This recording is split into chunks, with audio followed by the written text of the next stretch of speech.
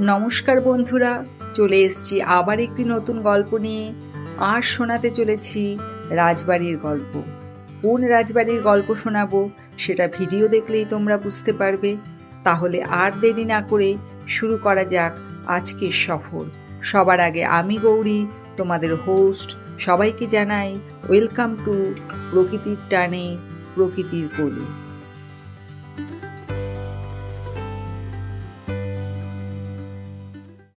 আমরা এখন এসে পৌঁছেছি উত্তর ২৪ পরগনার বসিরহাট থানার অন্তর্গত কাকড়া মির্জানগর স্টেশনে। আপনারা কিভাবে আসবেন? শিয়ালদা স্টেশন থেকে হাসনাবাদ লোকাল ধরে আসতে হবে এই কাকড়া মির্জানগর স্টেশনে। এই হলো কাকড়া মির্জানগর স্টেশন। খুবই ছিমছাম একটি স্টেশন, গ্রাম্য পরিবেশে মধ্যে। আমরা পৌঁছে গেছি কাকড়া মির্জানগর। আজকে আমার এই সফরের সঙ্গী হলো আমার বোন আর বোনাই। তাহলে চলুন, এখন এখান থেকে অটো ধরবো। আমি এখন অটোতে উঠে পড়েছি। আমি এখন যাব ধান্যকুড়িয়া। ধান্যকুড়িয়া সম্বন্ধে আপনাদের একটু জানিয়ে রাখি। ধান্যকুড়িয়া এক সময় ছিল এক সমৃদ্ধ প্রাচীন জনপদ।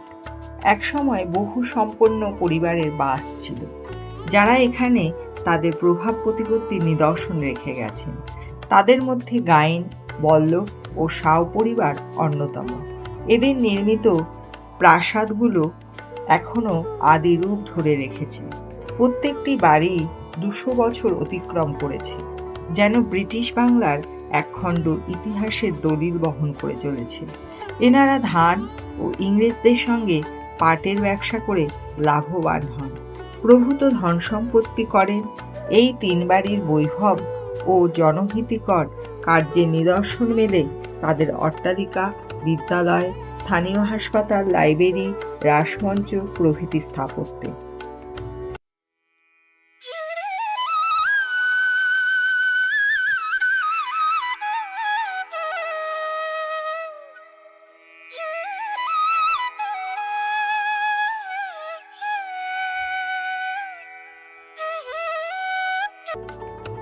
এখন আমরা পৌঁছে গেছি গাইন রাজবাড়িতে। এই রাজবাড়িটা আপনাদের ঘুরে দেখাবো। আজ থেকে প্রায় ২৩০ বছর আগের কথা। সুবিশাল এই রাজবাড়ি বানিয়েছিলেন ধান্যকুড়িয়ার জমিদার মহেন্দ্রনাথ গায়েন। সে সময় ফুলে ফেঁপে উঠেছিল তার পাটের ব্যবসা। মূলত ইংরেজদের সঙ্গেই চলত তার লেনদেন। আর সেই সুবাদেই উত্তর ২৪ পরগনার এই প্রান্তিক অঞ্চলেও নিত্যদিন লেগে থাকত ইস্ট ইন্ডিয়া কোম্পানির সাহেবদের আনাগোনা। তাদের বিলেতি সংস্কৃতি ঐতিহ্যকে উস্কে দিতে ইউরোপীয় দুর্গের আদলে এই রাজবাড়ি নির্মাণ করেন মহেন্দ্রনাথ। এখন আমরা প্রবেশ করব গায়েন বাড়ির অন্দরমহলে, যেখানে রয়েছে দুর্গা দালানটি। আমরা সেই দুর্গা দালানের গিয়ে আপনাদেরকে দেখাচ্ছি ভেতরের পরিবেশ কেমন।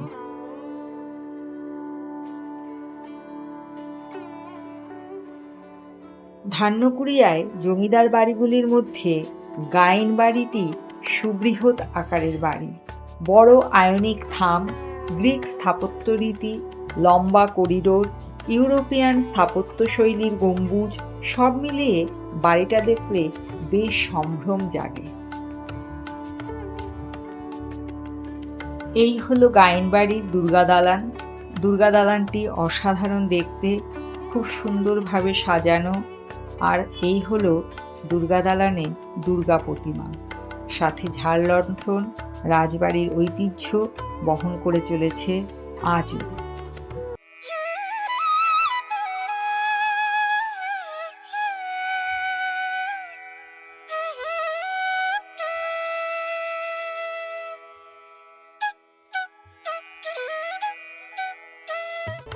তিরিশ একর জায়গা জুড়ে দাঁড়িয়ে থাকা এই রাজবাড়িটি এক কথায় মন্ত্রমুগ্ধকর। গ্রীষ্মকালে এই রাজবাড়িতে এসে অনেক সময় ছুটি কাটাতেন ব্রিটিশ সাহেবরা। তাদের জন্য ছিল পৃথক নহবতখানা, অতিথিশালা। এমনকি সে সময় এই রাজবাড়ির জন্য পৃথক রেল স্টেশনও তৈরি করেছিল মার্টিন কোম্পানি।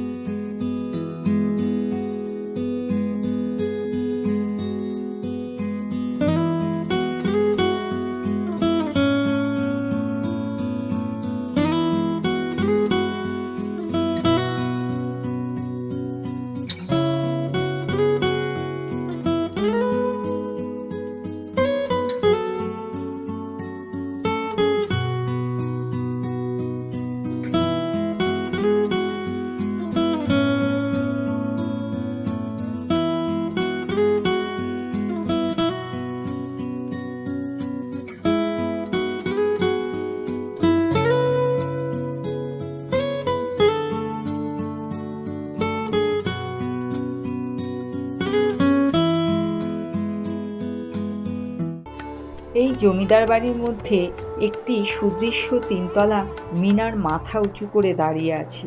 এটি হলো নজর মিনার। এটি স্থাপত্যশৈলী মিশ্র প্রকৃতির।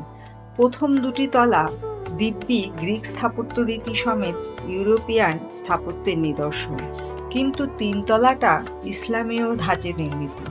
এমনকি গম্বুজটাও পুরোপুরি ইসলামীয় স্থাপত্যের উদাহরণ।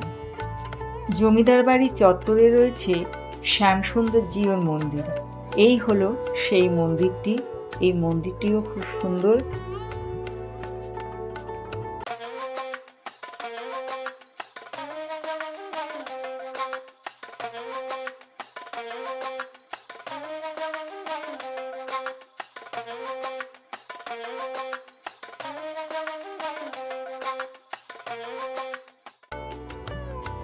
এই জায়গাটিতে বেলগাছকে পুজো করা হয়েছে।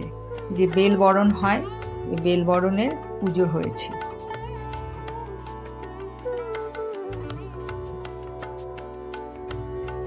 আমার পেছনে এই গাইন রাজবাড়ি দেখতে পাচ্ছেন। এই হলো রাজবাড়ির পুরো এরিয়া, আর ওই রাজবাড়ির ভেতরে হয়েছে পুজো।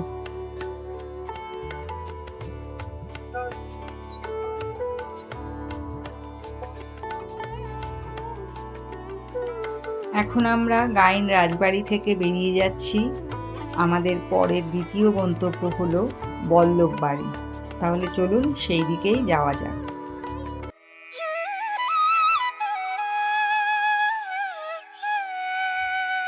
এখন আমরা বেরিয়ে যাচ্ছি গাইন বাড়ি থেকে।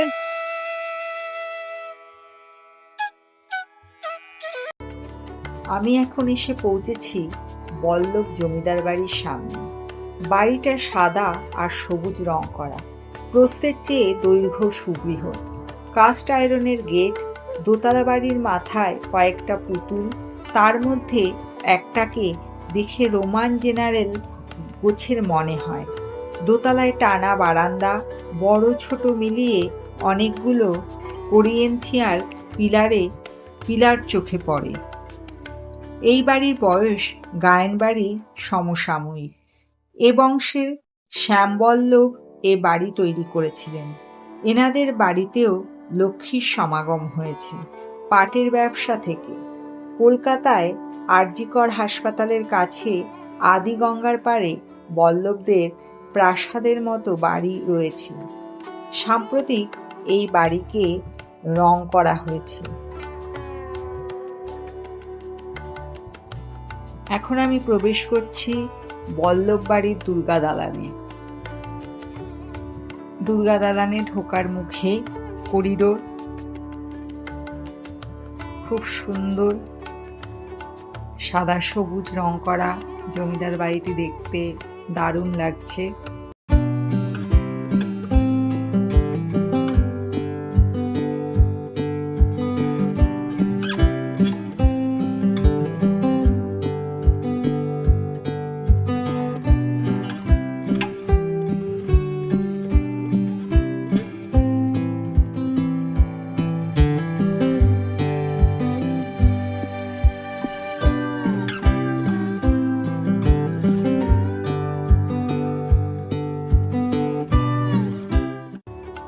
এই হলো বল্লভ বাড়ির দুর্গা মূর্তি।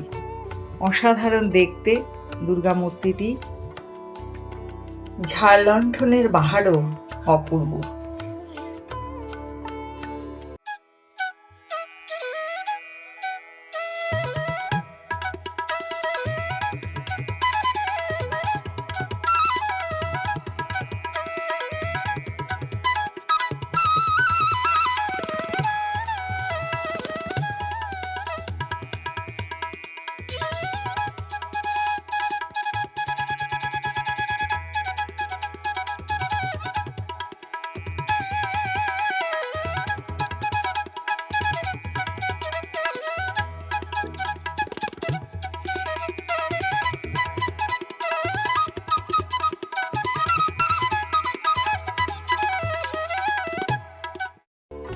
গাইন বাড়ির মতো বল্লভ বাড়ির সামনেও সুন্দর বাগান রয়েছে।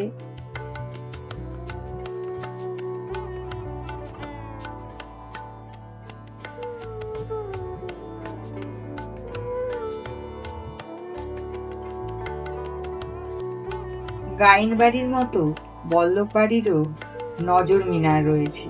এই যে দেখতে পাচ্ছেন মিনারটি, এটি হলো রাস্তার উপরে, বল্লভ বাড়ির বাইরে রয়েছে।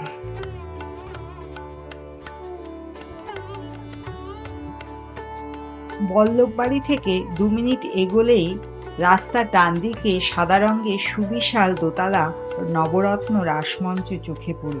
রাসমঞ্চের চারিদিকে 5 খিলানের প্রবেশ পথ। শুরুর দিকে এ অঞ্চলে বৈষ্ণব ধর্মের প্রভাব ছিল। কালের হাতছানি উপেক্ষা করে এটি এখনো দৃঢ়ভাবে দাঁড়িয়ে রয়েছে। রাসমঞ্চের উল্টো দিকেই এই দুর্গা প্রতিমাটি আমরা দেখে নিলাম। রাসমঞ্চ থেকে ঢিলছোড়া দূরত্বেই সাউদের বাগানবাড়ির সুবিশাল ভগ্নপ্রায় গেটের সামনে এসে আমরা নামলাম। এই গেট দিয়েই এবার আমাদের ভেতরে প্রবেশ করতে হবে। আমরা ভেতরে প্রবেশ করলাম এবং রাস্তাটি খুব সুন্দর, সবুজে মোড়া গ্রাম্য রাস্তা। সেই রাস্তা দিয়ে এগিয়ে গেলেই সুবিশাল বাগানবাড়ি। একসময় যেখানে বসত মজলিস, আনন্দ, গানের ফোয়ারা ছুটত। একই কারিগররা গাইন, সাও এবং বল্লভদের জন্য দুর্গা প্রতিমাও তৈরি করেন। পুরোহিতদের একই পরিবার উৎসবে পুজো করে। আপনাদের আরেকটা কথা বলে রাখি, এখানে রয়েছে গাইন ম্যানশন বা গাইনদের বাগান বাড়ি। সেটা আমরা মিস করে গিয়েছি, কারণ আমাদের যে অটো দাদা ছিল তার ব্যবহার অত ভালো ছিল না। সে আমাদের সেই গাইন বাগান বাড়ি দেখাননি, তাই আমরা সেটা দেখতে পারিনি, কিন্তু আপনারা দেখে আসবেন।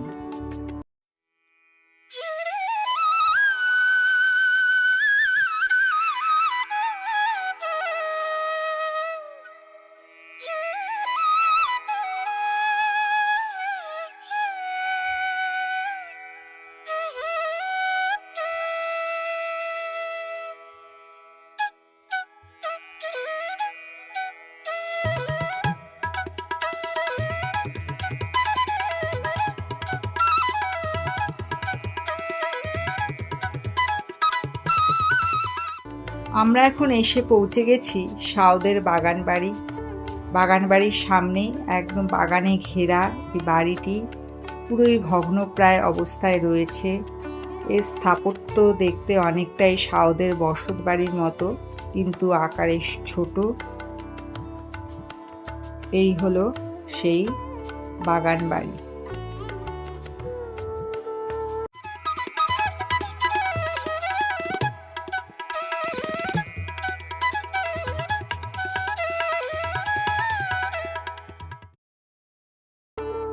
আমি এখন এসে পৌঁছেছি সাউবাড়ির সামনে। এবছর সাউবাড়িতে পুজো হয়নি, এসে দেখতে পারলাম। এই হলো সেই সাউবাড়ি। সাদা রঙের এই বাড়ির বাইরেটা গায়েন বাড়ির মতো ঝাঁ চকচকে না হলেও এর জানলার ওপর স্টাকোর কাজ বেশ আকর্ষণীয়। জানলাগুলিও বেশ বাহারি, সব কাটাতেই সাবেক আমলের খড়কুড়ি আছে। এ বাড়িও প্রায় 200 বছরের পুরনো। এটি হলো সাও বাড়ি। এই বংশের পতিত পাবন সাও এ বাড়ি তৈরি করেন। এখন এ বাড়িতে সাও পরিবারের কেউ থাকেন না। বর্তমান প্রজন্মের অশোক সাও কলকাতায় থাকেন। এখন আমরা এসে পৌঁছে গেছি আরবালিয়ার বসুবাড়ির সামনে। এই হলো বসুবাড়ির সামনেই গেট রয়েছে। ওই গেট দিয়ে আমরা এখন ধীরে ধীরে প্রবেশ করব ভেতরে। এবার আপনাদেরকেও ঘুরিয়ে দেখাবো এই বসুবাড়ির দুর্গাদালান এবং বসুবাড়ির চারিদিকের পরিবেশ কিরকম, সবকিছুই আপনাদেরকে ঘুরিয়ে দেখাবো। আমরা এখন বসুবাড়ির ভেতরে প্রবেশ করছি।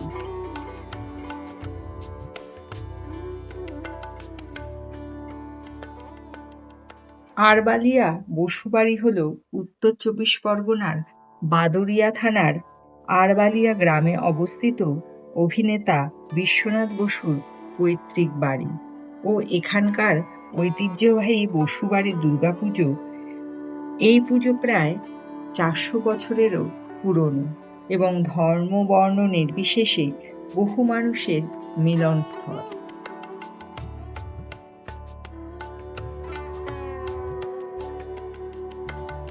400 বছর ধরে চলে আসছে অভিনেতা বিশ্বনাথ বসুর পারিবারিক পুজো। পূর্বপুরুষ রাজনারায়ণ বসুর হাত ধরেই পুজো শুরু হয় 400 বছর আগে। আমরা যখন দুর্গা দালানে প্রবেশ করেছিলাম, সেখানে স্বয়ং অভিনেতা বিশ্বনাথ বসু উপস্থিত ছিলেন। এই হলো সেই উনি। তারপরে উনি চলে গেলেন নাকি বিশ্রাম নিতে। এই হলো বসু পরিবারের দুর্গা দালানে দুর্গা প্রতিমা। দুর্গা প্রতিমাটিও অসাধারণ দেখতে, সাবেকিয়ানার ছাপ রয়েছে, অপূর্ব লাগলো।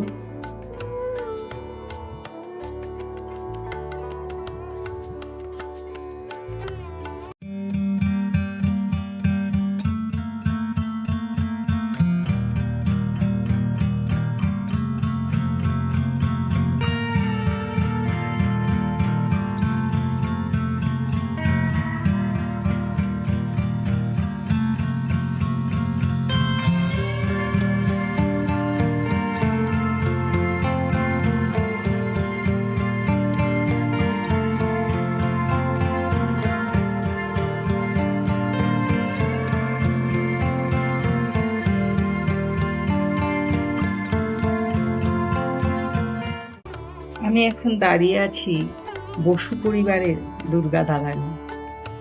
এই হলো দুর্গা দালানটি।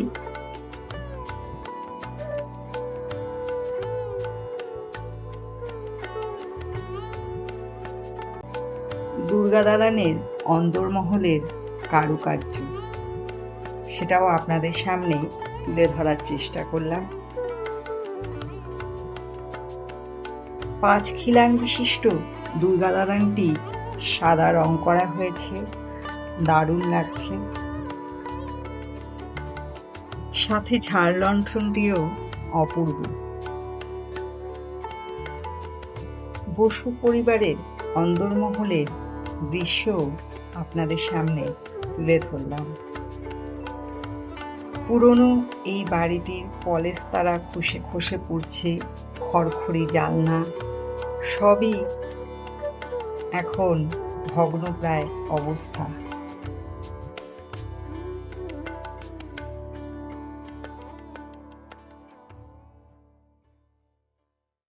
দোতলা এই বাড়িটির নিচতলাটা জনসাধারণের জন্যই খুলে দেওয়া হয়। এই হলো নিচতলার এক একটি ঘর।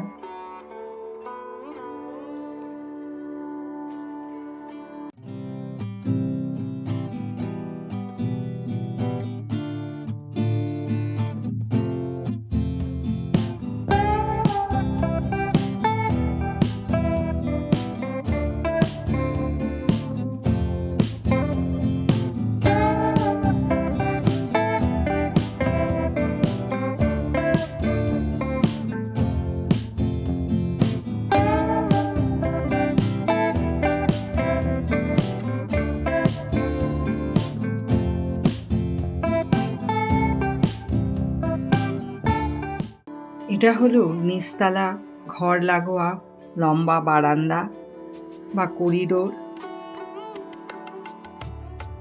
এই হলো আরেকটি ঘর।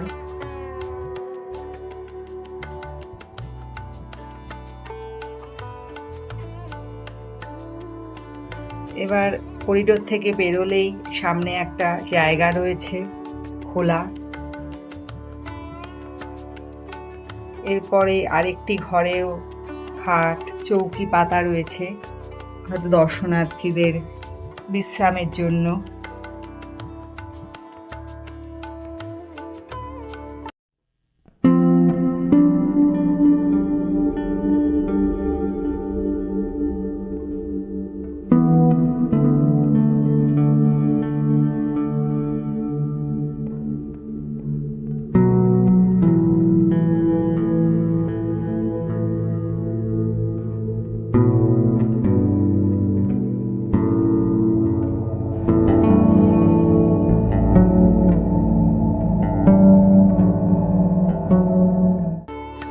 করিডোরে বেশ কয়েকটা ছবি ঝোলানো রয়েছে, তার মধ্যে দুর্গা প্রতিমার ছবি এবং অভিনেতা বিশ্বনাথ বসুর পারিবারিক ছবি, আর তার সাথে রয়েছে ওনার পূর্বপুরুষদের নামের লিস্ট। এই হলো সেই লিস্ট। আজকের ভিডিও এই পর্যন্ত। যদি ভিডিওটি আপনাদের ভালো লেগে থাকে তাহলে লাইক, কমেন্ট, শেয়ার এবং সাবস্ক্রাইব করে আমাদের পাশে থাকবেন। ভালো থাকবেন, সুস্থ থাকবেন, দেখতে থাকবেন প্রকৃতির টানে প্রকৃতির গুণ।